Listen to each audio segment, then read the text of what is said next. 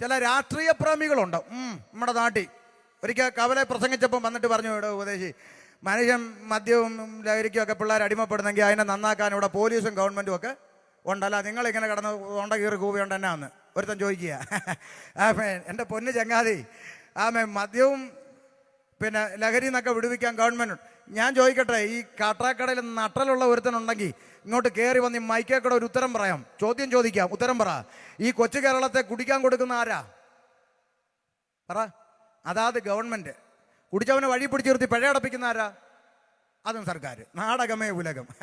കുടിക്കാൻ കൊടുക്കുന്നതും സർക്കാർ, കുടിച്ചവനെ കൊണ്ട് പിഴയടപ്പിക്കുന്നതും സർക്കാർ. നാടകമേ ഉലകം. മനസ്സിലായോ? എന്നിട്ട് പറയുന്നത് ഗവൺമെൻറ് രക്ഷിക്കുന്നു. ചുമ്മാ ചിരിപ്പിക്കരുത്. ഒരു സാധാരണ കൂലിപ്പണിക്കാരൻ്റെ ഒരു ദിവസത്തെ ജീവിതം എന്താണെന്ന് കാട്ടാക്കടക്കാർ ഇന്ന് വരെ ചിന്തിച്ചിട്ടുണ്ടോ? ഇല്ലെങ്കിൽ ഇത് കേട്ടോ, 2 മിനിറ്റ് തിരക്കുണ്ടെങ്കിലും കേട്ടോ. ഒരു കൂലിപ്പണിക്കാരൻ രാവിലെ ജോലിക്ക് പോകുന്നു, മേശരിപ്പണി കൊത്തപ്പണി പോകുന്നു, വൈകുന്നേരം വരെ അധ്വാനിക്കുന്നു, വൈകിട്ട് 1200 രൂപ ശമ്പളം മേടിച്ച് പോക്കറ്റിൽ തിരിക്കുന്നു, കയ്യും കാലും മുഖവും കഴുകുന്നു, ഒറ്റ ഓട്ടം എവിടെ? ബിവറേജിലേക്ക്. തലേ തോർത്ത് വിട്ടുകൊണ്ട് മമ്മി നിൽക്കുകയാണ് കുപ്പിയെടുക്കാൻ. തൊട്ട് പുറകെ ഹെൽമെറ്റ് വെച്ചോണ്ട് മോൻ നിപ്പുണ്ട്, അത് പുള്ളി അറിയുന്നില്ല.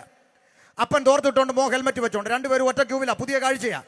1200-ൽ 700 രൂപ കൊടുത്ത് കുപ്പി എടുത്ത അപ്പൻ ബിവറേജിന്റെ മൂലം മാറി ഇരുന്ന് കുപ്പി അടിച്ചു തീർക്കുന്നു. അപ്പൻ ഫിറ്റാകുന്നു, കുപ്പി കാലിയാകുന്നു, മിച്ചം 500 ആകുന്നു. കണക്ക് ശരിയല്ലേ? മിച്ചം 500. കാലിക്കുപ്പിയും കൊണ്ട് അപ്പൻ ആടി ആക്രിക്കട വരുന്നു, കാലിക്കുപ്പി അവിടെ കൊടുക്കുന്നു, കുപ്പിക്ക് കിട്ടി 3 രൂപ. അരിക്ക് 1 രൂപയല്ലേ ഉള്ളൂ. വികസനമാണല്ലോ, വികസനം. അതുകൊണ്ട് 3 കിലോ അരി വീട്ടിലെത്തും. പെണ്ണും പിള്ളയ്ക്ക് പരാതിയില്ല. അപ്പം 3 കിലോ അരിയും കൊണ്ട് ഇവൻ ആടി കൈനറ്റിക് കൊണ്ടാ എടുത്ത് വീട്ടിൽ പോകുമ്പോൾ ദാ വരുന്നു അടുത്ത ഇരുട്ടടി. ഏത്? ആ വളവ് തിരിഞ്ഞപ്പോൾ ഒളിച്ചിരുന്ന് നിര പിടിക്കുന്ന ജീവി പിടിച്ചു, ഊതടാന്ന് പറഞ്ഞു ഊതി. ബാക്കി 500 ഉള്ളത് അവനും. ഇതല്ലേ ഇവിടെ നടക്കുന്നത്? ആണോ?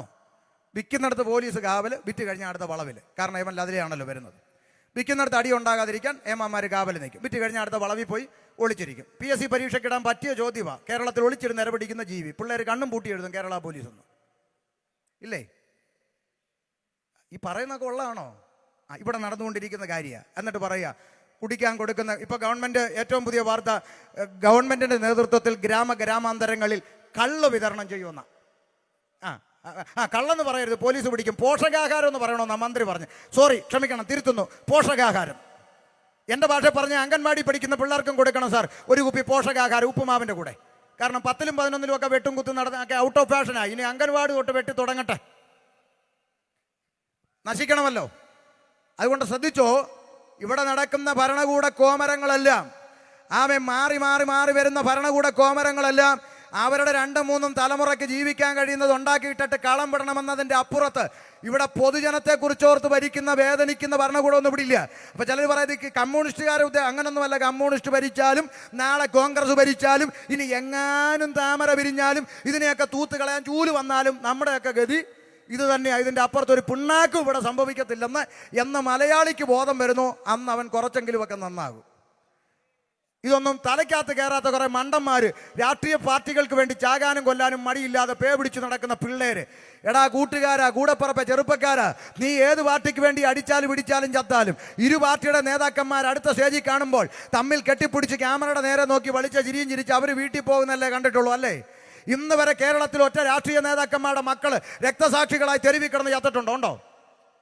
രാഷ്ട്രീയ നേതാക്കന്മാരുടെ മക്കൾ അമേരിക്ക, UK, ഓസ്ട്രേലിയ, കാനഡ പോയി പഠിച്ചു, നല്ല ജോലി മേടിച്ചു, നല്ല വീട് മേടിച്ചു, നല്ല കാറ് മേടിച്ച് അവർ നല്ല ശമ്പളം മേടിച്ചു, നന്നായി ജീവിക്കുന്നു. ഇടയ്ക്കിടയ്ക്ക് നേതാക്കന്മാർ മക്കളെ കാണാൻ ഫ്ലൈറ്റ് കയറുന്നു. മക്കളുമായി ഒന്നിച്ചിരുന്ന് ചിക്കനും മട്ടനും കടിച്ചു പറിക്കുന്ന വീഡിയോ പിടിച്ച് ഫേസ്ബുക്കിലും യൂട്യൂബിലും ഇടുമ്പോൾ ഇങ്ങകലെ കാട്ടാക്കട പെറ്റതള്ളയ്ക്ക് കഞ്ഞി കൊടുക്കാത്തവൻ വീഡിയോ കണ്ട് ലൈക്കും കമൻറ്റ് പഠിച്ച് റോഡിൽ കിടന്ന് ചാകുന്നു. ഇതല്ലേ നമ്മൾ കണ്ടുകൊണ്ടിരിക്കുന്ന രാഷ്ട്രീയം? എടാ, എന്നാടാ നിനക്കൊക്കെ നേരം വിളിക്കുന്നത്? ആരാ നിനക്ക് വേണ്ടി കരയുന്നത്? 10 മാസം വയറ്റിൽ ചുമന്ന പെറ്റതള്ളയുടെ കണ്ണും തോളി കൈയിട്ടുകൊണ്ട് സ്കൂളിൽ പോയ കൂടപ്പറപ്പിൻ്റെ കണ്ണും കാലാകാലം നിന്നെ ഓർത്ത് കരഞ്ഞുകൊണ്ടിരിക്കുമെന്നതിനപ്പുറത്ത് ഒരു ചുക്കും ഇവിടെ സംഭവിച്ചിട്ടില്ല. ഉണ്ടോ? നിങ്ങൾ പറ. നാടകങ്ങൾ ഇവിടെ എല്ലാം നടന്നുകൊണ്ടിരിക്കുന്നത്. അപ്പോൾ പൊതുജനത്തെ വെറും കഴുതകളാക്കിക്കൊണ്ട് മാറി വരുന്ന ഭരണകൂട കോമരങ്ങൾ ഇമ്മാതിരി കാര്യങ്ങൾ ഇന്നും മനുഷ്യനെ രക്ഷിക്കുമെന്ന് പറഞ്ഞ് ചുമ്മാ ഞങ്ങളെ ചിരിപ്പിക്കരുതെന്നാണ് പറഞ്ഞത്.